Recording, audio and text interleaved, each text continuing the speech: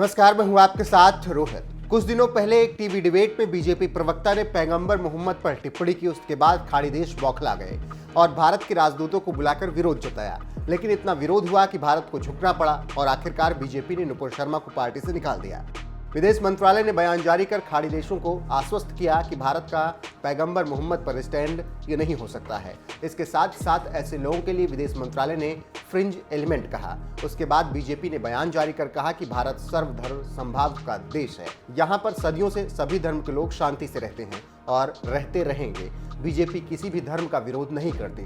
उसके बाद जाकर मामला शांत हुआ, लेकिन छिटपुट घटनाएं होती रही और खाड़ी देशों में लगातार ऐसी खबरें भी आती रही। जैसे कि कतर से 30 सांसदों ने सरकार को लिखा कि पैगंबर विवाद पर कतर सरकार दबाव बनाए और भारत सरकार से माफी की मांग करे। इसी बीच भारत सक्रिय हुआ और अपना काम करना उसने शुरू कर दिया, जिसका नतीजा सामने अब आने लगा है। खबरों की माने तो कुवैत के युवराज क्राउन प्रिंस ने बुधवार को संसद को अब भंग कर दिया है और जल्द चुनाव कराने की बात कही है। टेलीविजन पर प्रसारित अपने राष्ट्रीय संबोधन में 81 साल के शेख मेशल अल अहमद अल जावेर ने कहा कि शासक परिवार कुवैत के संविधान का सम्मान करता है, जो देश की संसद को फारस की खाड़ी के अन्य शेख शासित निरंकुश क्षेत्रों के मुकाबले ज्यादा अधिकार प्रदान करता है। असंतोष गहरी शिथिलता ने अमीर को हस्तक्षेप करने के लिए मजबूर किया। पिछले साल अमीर की अधिकतर जिम्मेदारी संभालने वाले शेख मेशन ने कहा कि इस संवैधानिक समाधान के साथ हमारा लक्ष्य है, इसके साथ ही साथ सही विकल्प का प्रतिनिधित्व करने वालों को चुनकर राजनीतिक प्रक्रिया को सही दिशा में प्रदान करना। खबरों की माने तो चुनाव की तारीखों की तत्काल घोषणा नहीं की गई। सांसद के साथ विवादों को लेकर देश के मंत्रिमंडल ने 2 महीने पहले इस्तीफा दे दिया था, जिसके परिणाम स्वरूप लंबे समय तक गतिरोध चलता रहा।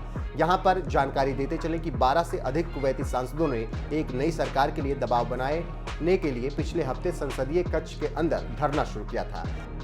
इस तकरार ने कई कुवैतियों का अपनी 50 सदस्यीय निर्वाचित संसद से मोह भंग कर दिया। संसद को कानून पारित करने और अवरुद्ध करने वाले मंत्रियों से सवाल करने और वरिष्ठ अधिकारियों के खिलाफ अविश्वास मत पेश करने का अधिकार है। हालांकि अंतिम फैसला शासन करने वाले अमीर के पास ही होता है। कुवैत के अमीर शेख नवाफ अल अहमद अल साहब बुधवार को कुछ समय के लिए सरकारी टेलीविजन पर यह कहने के लिए नजर आए कि उन्होंने अपने उत्तराधिकारी को राष्ट्रीय संबोधन के लिए अधिकृत किया है। यहाँ पर जानकारी देते चलें कि नुपुर मामले में कुवैत के फहील इलाके में कुछ प्रवासियों ने नुपुर शर्मा के बयान के विरोध में नारेबाजी की, जिसके बाद कुवैत सरकार ने उन्हें गिरफ्तार करने का निर्देश जारी कर दिया था। फिर खबर आई कि प्रदर्शन करने वाले लोगों को कुवैत से डिपोर्ट कर दिया जाएगा, क्योंकि उन्होंने देश के नियम कानून का उल्लंघन किया।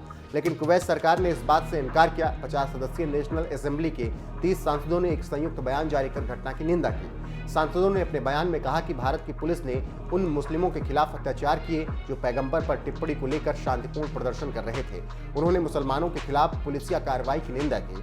30 सांसदों ने अपने बयान में कहा, कुवैत नेशनल असेंबली के सदस्य भारत सरकार, उसकी पार्टी और मीडिया अधिकारियों द्वारा पैगंबर इस्लाम और इस्लाम के पवित्र स्थलों के खिलाफ किए गए अपमान को अस्वीकार करते हैं।